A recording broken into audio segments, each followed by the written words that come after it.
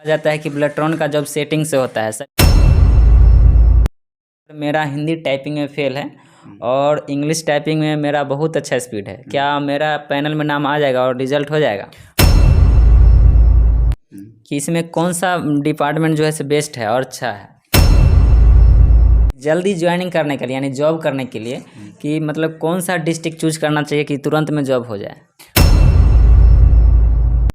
तो हेलो दोस्तों, स्वागत है आज की इस नई वीडियो में। और ये वीडियो बहुत खास होने वाला है क्योंकि इस वीडियो में हम ब्लैट्रॉन का जॉब प्रोफाइल बताएंगे और उसमें इंटरव्यू के साथ मतलब कितना ब्लैट्रॉन के बहुत ज़्यादा ही अभ्यर्थी को डाउट था कि सर ये जॉब कैसा होता है, ये सेटिंग से होता है, मतलब ये सब ऐसे ऐसे बहुत सारे डाउट है। इसीलिए हम जो है से इस बार अपने गांव के जो कि डाटा ऑपरेटर है और सिलेक्टेड है, पिछले बार भी सिलेक्टेड हुए थे, उनसे हम आपको लाइव में ही इंटरव्यू के माध्यम से हम आपको बताएंगे क्या क्या प्रोसेस है, कैसे जॉब जल्दी होगा, सब कुछ बताएंगे।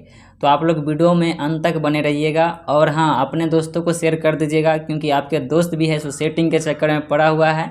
इस वीडियो को देखने के बाद उसका जो है सो दिमाग खुल जाएगा। तो चलिए हम आपको उनसे मिलाते हैं, अपने गांव के डाटा ऑपरेटर सर से।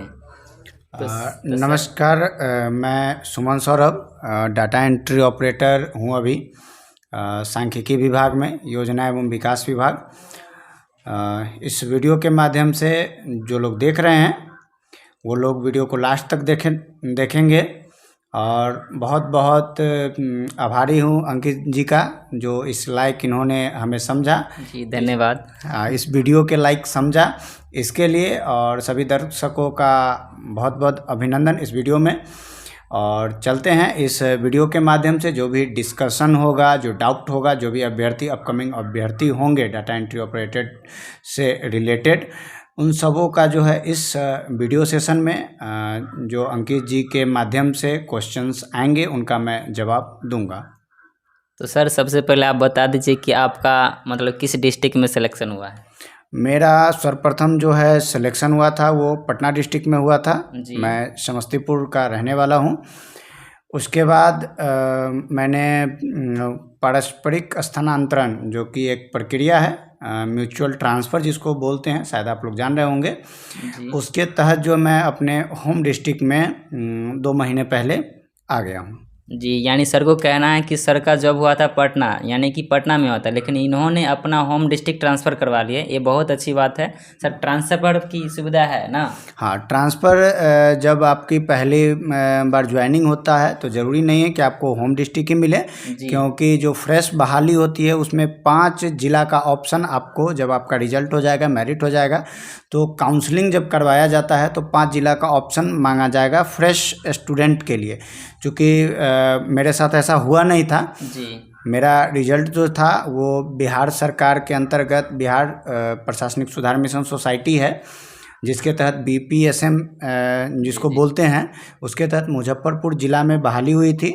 हम लोग कार्यपालक सहायक हैं, कार्यपालक सहायक थे, प्रतीक्षारत थे। बाद में जाकर के सरकार का नियम चेंज हो गया और दक्षता के तहत ब्लैट्रॉन के पैनल में हम लोग को शामिल करवाया गया। और उस बहाली में चूँकि दक्षता वाली बात थी तो हम लोगों को जो है मार्क्स का भी बहुत ही कम मार्क्स में जो है वो रियायत दिया गया था। मिनिमम टू मिनिमम 30% और 25 के अप्रॉक्स महिलाओं का था और अक्षित सीट के लिए था। इतने मार्क्स में ही जो है बहाली की प्रक्रिया हुई थी। शायद आप लोग को पता होगा 2131 लोगों का पैनल बना था। जो लोग कार्यपालक सहायक थे उनको जो है 2131 लोगों का सिलेक्शन ब्लैट्रॉन के डाटा एंट्री ऑपरेटर के रूप में हुआ और ज्वाइनिंग हुआ। और आप लोगों को जो है जब आपकी सिलेक्शन होगी तो 5 जिलों का ऑप्शन मिलेगा। जो 5 जिला आप चूज करेंगे उसमें आपको पोस्टिंग दी जाएगी। जी सर, बिल्कुल सर। तो यहाँ पे हमारे दर्शक यानी कि हमारे भाई लोग का कमेंट किया हुआ है और कुछ उन सभी का क्वेश्चन है। क्या उन सब का क्वेश्चन का जवाब हम पूछेंगे, आप जवाब दीजिएगा सर? बिल्कुल बिल्कुल, जो भी डाउट होगा दर्शकों को कोशिश करूँगा जी सर कि इस वीडियो के माध्यम से संतुष्ट करूँ। बाकी जो लोग को और डाउट कुछ बचेगा वो कमेंट सेक्शन में पूछेंगे। तो सर पहला क्वेश्चन जो कि मतलब कि सभी भाई लोग के लिए है कि बोला जाता है कि ब्लैट्रॉन का जॉब सेटिंग से होता है। सर इस क्वेश्चन का आप जवाब दीजिए। जी नहीं, इसके लिए आप लोग बिल्कुल ही निश्चिंत रहें। बिलेट्रॉन में किसी प्रकार की जो है सेटिंग नहीं होती है। यदि आप में से किन्हीं ने अगर किसी को पैसा दे दिया है तो वो समझिए कि वो पैसा आपका व्यर्थ चला गया है। क्योंकि आप लोग जानते होंगे, आप लोगों ने परीक्षा दिया है तो देखे होंगे कि TCS एग्ज़ाम लेती है, जो केंद्र सरकार के विभिन्न परीक्षाओं में CBT में जो है एग्ज़ाम लेती है। तो केंद्र सरकार का परीक्षा जो ऑर्गेनाइजेशन ऑर्गेनाइज करता है, बहुत ही विश्वसनीय कंपनी है भारत की और विश्व की, TCS, उसके द्वारा ऑर्गेनाइज होता है। तो कहीं से किसी प्रकार की ये संभावना नहीं बनती है कि उसमें धांधली किया जाए। यदि इस नाम पे आपसे कोई पैसा ले रहा है तो वो आपसे ठगी कर रहा है। इस बात के लिए आप बिल्कुल अवेयर रहें। जी, तो सर ने बताया कि आप लोग इस धांधली से बचें क्योंकि यहाँ पे आपसे पैसा ठगा जा रहा है। ऐसा अब मान लीजिए कि 1-2% है जो कि सेटिंग के भरोसे बैठे हैं, आपका पैसा फालतू में डूब जाएगा। इसीलिए आप लोग इस सेटिंग वेटिंग के चक्कर में नहीं रहे। बिल्कुल समझ गए। तो सर अगला क्वेश्चन है कि सर आपको ये जॉब कैसा लग रहा है, आप अपना एक्सपीरियंस बताइए। देखिए, फर्स्ट ऑफ ऑल इस जॉब प्रोफाइल की बात करें तो ये एक प्रोफेशनल जॉब है। किसी और अन्य जॉब की अपेक्षा आप कहीं भी जब जॉब करते हैं तो मैं जैसा कि बताया आपको पहले ही कि पटना डिस्ट्रिक्ट में जॉब लगा था। तो पटना डिस्ट्रिक्ट में मेरा फर्स्ट पोस्टिंग था जेल विभाग, और दूसरा योजना एवं विकास विभाग है जिसके अंतर्गत सांख्यिकी कार्यालय आता है। तो जॉब प्रोफाइल एक वरीय पदाधिकारी के असिस्टेंट के रूप में आपका होता है। जो भी आपके वरीय पदाधिकारी होंगे वो चाहे बिहार प्रशासनिक सेवा से हों या फिर IAS हों, विभिन्न कार्यालयों में विभिन्न वरीय पदाधिकारी होते हैं। तो इसमें जो है आपको असिस्ट करना है आपके वरीय पदाधिकारी के जो भी निर्देश होंगे, कंप्यूटर से रिलेटेड जो भी वर्क होगा उसमें सारा कुछ आपको देखना है। तो ओवरऑल देखा जाए तो एज ए क्लर्क, चूँकि पहले क्लर्क की बहुत बड़ी भूमिका होती थी लिखने में, तो वो सारी चीज़ें जो है कंप्यूटरकृत धीरे धीरे हो रही है। तो एक ऑफिस के अंदर और एक जो है प्रोफेशनल समय से जाना है, समय से आना है, विभिन्न तरीके की छुट्टियां हैं जो भी बिहार सरकार की होंगी वो सारी सुविधाएं मिलती है। और एक लोकेलिटी के तौर पे देखा जाए तो सैलरी भी उस मुताबिक जो आपकी एबिलिटी है, आपकी क्वालिटी है, जो जिस योग्यता पे इसमें बहाली होती है उसके अकॉर्डिंग ये पोस्ट अच्छा है अगर लोकल में आप नौकरी करना चाहते हैं।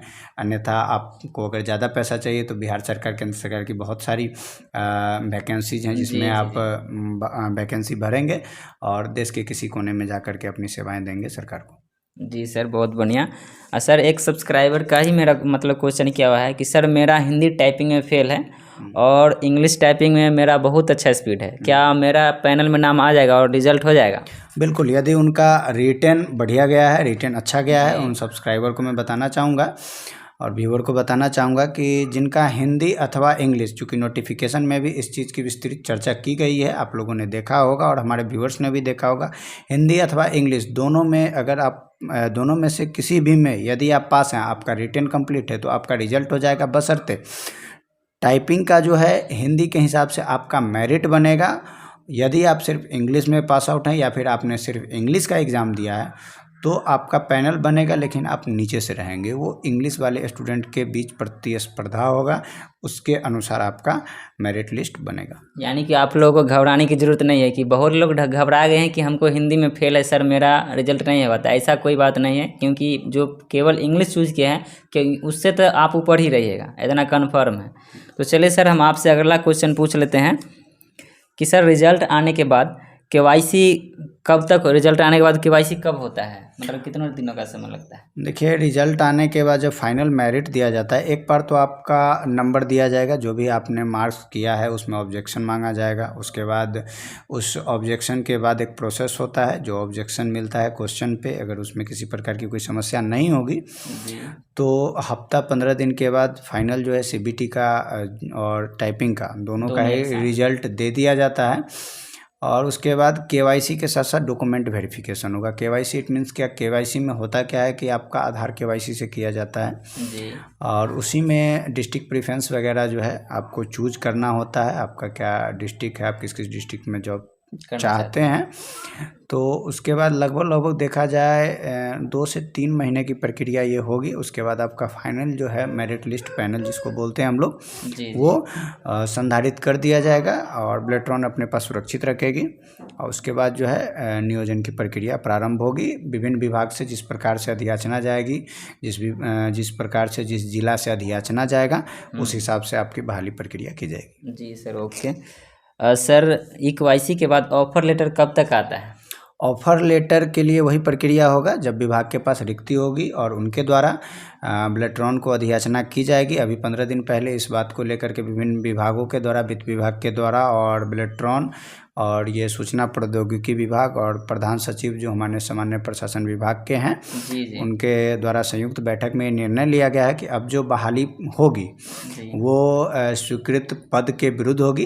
क्योंकि पहले क्या था कि बहुत सारे विभाग में स्वीकृति नहीं रहने के बावजूद भी ब्लेट्रॉन से अभ्यर्थियों का नियोजन करा दिया जाता था।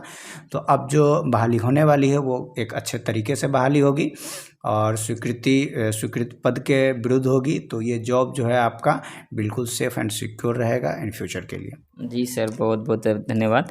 सर, अगला क्वेश्चन जो कि मतलब हमारे सब्सक्राइबर का ही है कि अगर ऑफर लेटर आने के बाद ज्वाइनिंग कब तक हो जाता है? ऑफ़र लेटर आपको जिस दिन मिल जाता है, ज्वाइनिंग लेटर, नियोजन पत्र उसको बोलते हैं।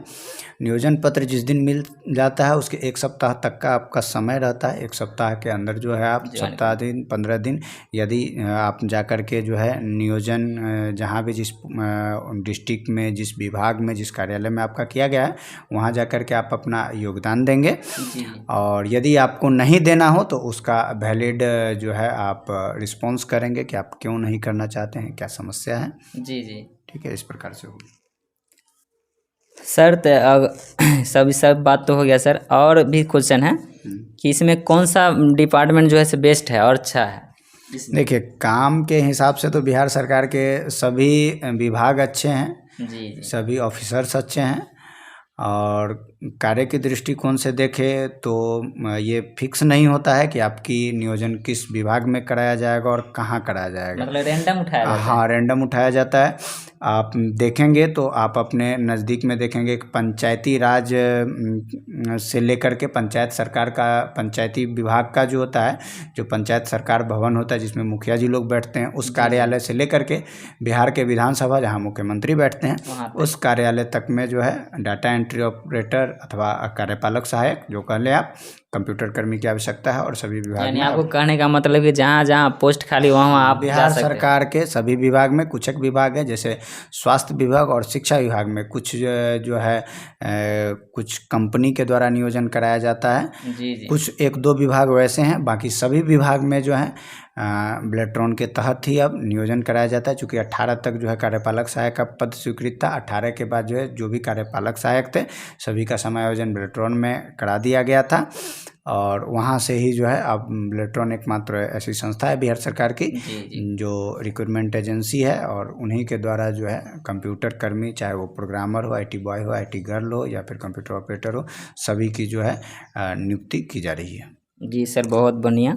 सर, अगला क्वेश्चन था जो कि पूछा गया है कि जॉब लगने के बाद मतलब सबसे अच्छा ब्लॉक में जॉब करना चाहिए या फिर डिस्ट्रिक्ट में या फिर पंचायती राज में, इसमें से बेस्ट कौन सा है सबसे अच्छा जॉब? देखिए, काम करने वाले लोगों के लिए तो सभी जगह बेस्ट है। अब हमसे आप पूछे तो हमारे लिए पहले भी सही था, चूँकि मैं 2 विभाग में देख चुका हूँ, अभी ठीक है। तो वो डिपेंड करता है कि आपकी मानसिकता क्या है, कि काम करना चाहते हैं या फिर काम से भागते हैं। वो सारा डिपेंडेंट ऑन एम्प्लॉई।